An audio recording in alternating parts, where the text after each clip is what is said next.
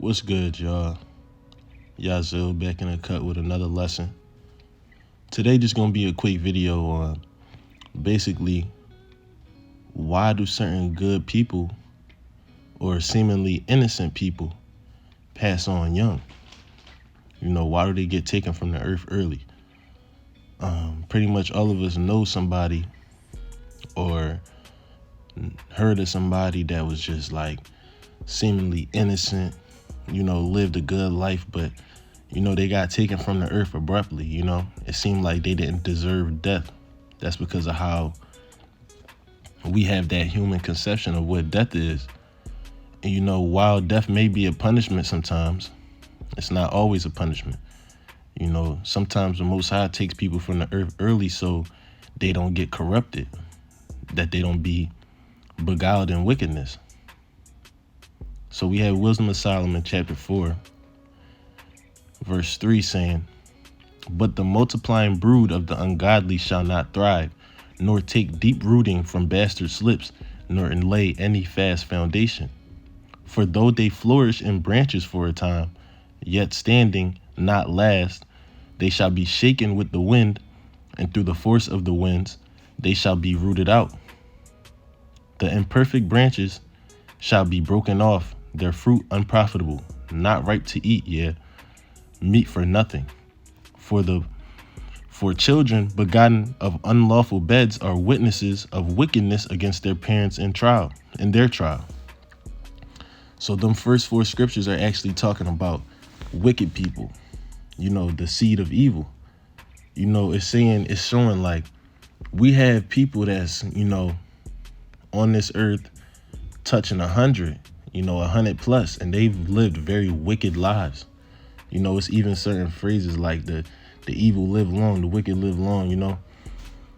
It's showing that even though they flourish for a time, the foundation won't last, especially in the afterlife when the time does come for them to pass on, because everybody will die one day.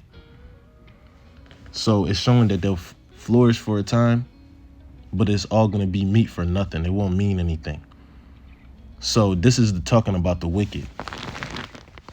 Now let's go on to 7, where it's talking about the righteous and the fate of the righteous. 7 says, "But though the righteous be prevented with death, yet shall he be in rest. For honorable age is not that which standeth in length of time, nor that is measured by number of years. But wisdom is the gray hair unto men, and an unspotted life is old age." So this is showing that even though the righteous may pass on young, he'll be in rest from this wicked world. This world is corrupt. It's flipped upside down. It's been evil for a real long time. You know what I'm saying? And the nature of man is sinful. So the Most High can see that. The Most High can see the souls of purity that are on this earth, right? So it also goes on to say that honorable age is not which standeth in the length of time. So just because you lived 100 years, 80, 90 years, doesn't mean that you lived an honorable life. It said it's not measured by number of years. So we can't say, oh, he lived long, so he just lived this great life. Or she lived long, so she lived this great life. Because it's really the fruits of the person that's determined. And it's if that person was moving in wisdom while they were here. Were they moving in the spirit of Most High? Were they moving in purity? So it says, "But wisdom is the gray hair unto men, and an unspotted life is old age." So it's being holy, perfection. So this is to show y'all not to be discouraged when good people get taken out early. Well, seemingly good people, because not everybody that passes on abruptly means they was innocent. Some people do get slayed as judgment from the Most High. It showed in scripture that the Most High, he straight up will take people out. You know what I'm saying? If you live in a crazy, wicked life and you feels like it's not no more to be done for you, he's going to take you out. It's happened a lot. It goes on 10 to say, "He pleased God and was beloved of him, so that living among sinners he was translated." Yea, speedily he was taken away, lest that wickedness shall alter his understanding, or deceit beguile his soul. So a lot of times when we see these people come to abrupt ends, when we see good people that had to leave the earth early, a lot of times y'all that grew up in the hood or whatever, y'all see innocent kids getting killed. You know, a lot of times people tend to see these things and they question the Most High. They question his even existence. Like, how can there be a God if he has innocent kids being killed? How can there be a God if there are good people dying every day? Because the human mind doesn't have the width. It doesn't have the capacity to understand the Most High's doings. They don't understand the bigger message, the bigger purpose, the larger purpose. And that's the only frequency that the Most High moves on. He looks at everything 1,000 steps ahead. So we can only understand what's in front of our face.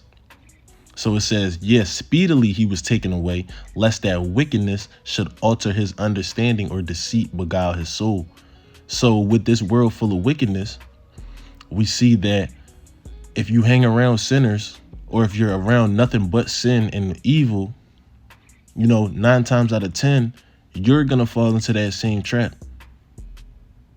Light has no space. It has no seat with darkness. So it's only going to be so long enduring these temptations, knowing the nature of man, knowing that this flesh is prone to sin. It's known that a man's ways can change by his company, or who's he simply around, or what he's taking in, or what he just sees. So the Most High, seeing the purity of this soul, will let people be removed from the earth early, because it's a wicked earth. And the God of this earth, of this flesh, is the devil. That's why we're prone to sin like that. So we often hear, I think it was like a superhero movie. I think it might have been Batman, where it was like, you either die a hero or you live long enough to see yourself become the villain. So it's kind of like that concept, where it's like you either you pass on and you leave in that pure stage, or you live long enough to be corrupted. You know what I'm saying? 12 goes on to say, for the bewitching of naughtiness doth obscure things that are honest, and the wondering of concupiscence, I don't know how to really say that, doth undermine the simple mind. So it's showing you the evil, it has a way to corrupt good things. It has a tendency to corrupt good things. That darkness can consume light if that light not strong enough. The nature of man, the simple mind, notice how it says the simple mind, it's weak. It's on the it can be corrupted, it can be deceived.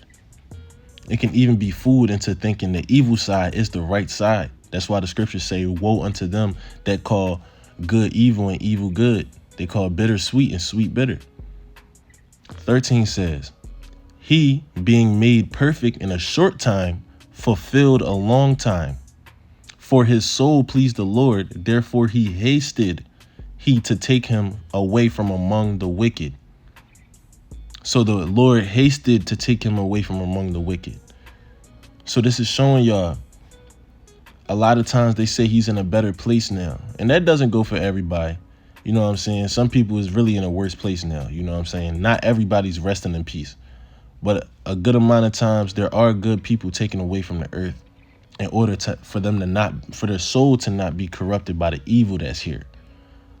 The Most High might have known that years down the line, this perfect soul, this innocent, pure soul, could have been corrupted and turned into a dark, evil soul. So for his soul pleased the Lord, he hasted to take him away from among the wicked. So being on this earth, you're automatically among the wicked. 15.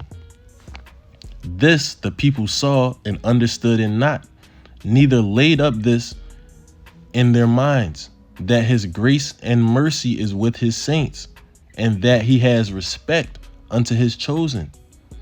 Thus the righteous that is dead shall condemn the ungodly which are living, and the youth that is soon perfected the many years in the old age of the unrighteous. So it's 15 is already saying, like I was just saying, this the people saw and understood it not. People end up cursing God. People end up turning away from the Most High when certain people die and when certain things happens, but they don't understand his thought process. They don't understand his omnipotence and his greatness. You know what I'm saying? That his grace and mercy is with his saints. So the saints, the chosen, the ones that are on his side, the ones that are on his earth fighting for him, they understand. They don't understand why they would be taken away early. It's very simple. It's either black and white for them. It's, if he was such a good person, shouldn't he be living long? Because there are evil people that are living rotten and wrinkly right now. You know what I'm saying? That they feel like, they should have been dead a long time ago. You know what I'm saying? So it's just more so moving in wisdom and trying to understand the thought process of the Most High and trying to think like him and be on that same frequency with him. 16. Where was I at? No. 17. For they shall see the end of the wise and shall not understand what God in his counsel has decreed of him, and to what end the Lord has set him in safely. They shall see him and despise him, but God shall laugh them to scorn, and they shall hereafter be a vile carcass and a reproach among the dead forevermore. So the evil, when they see the good die, they condemn them. They turn away from the Most High and his people for the fact that, I'm still alive and you dead. So it's like, well, you can't be no better than me. You know what I'm saying? But it says it's going to be a vile carcass for them when their time comes. You know what I'm saying? 19. For he shall rend them and cast them down headlong, that they shall be speechless. And he shall shake them from the foundation, and that they shall be utterly laid waste and be in sorrow, and their memorial shall perish. Because that's what everybody's living for. A memorial. You know what I'm saying? They want to be remembered in their time that was on this earth. But their memorial is going to perish because they lived a life of sin when they were here. They lived a life of wickedness, a life of disregarding, blaspheming, and disrespecting the Most High. So just because somebody is no longer physically here on the earth doesn't mean that you're doing better than them because you're still here on this earth. And it could be vice versa. And the last one, you have 20. And when they cast up the accounts of their sins, they shall come with fear, and their own iniquities shall convince them to their face. So when the time of judgment comes, the Most High is saying, when the account of your sins are listed out, so when it's come to your face of everything that you've done, all the sins known and unknown that you've done, your own iniquities are going to convince you to your face. You're going to have no option but to accept your fate. You're going to become with fear just off of knowing what you did and who you were doing it to. The good people, the chosen, the anointed that you were blaspheming, and their father. But yeah, man, this is just a quick lesson. You know what I'm saying? Why certain good people, innocent people, pure, holy people leave this earth, sometimes abruptly, they leave sometimes fast. You know what I'm saying? This is just for y'all not to be discouraged, man. A lot of times, if you have the discernment, we not the Most High, so we can't judge a soul completely. You know what I'm saying? But if you have the discernment to understand, you can see like why the Most High take them out.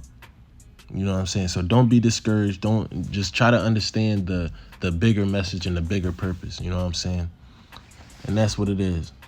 Yazoo out.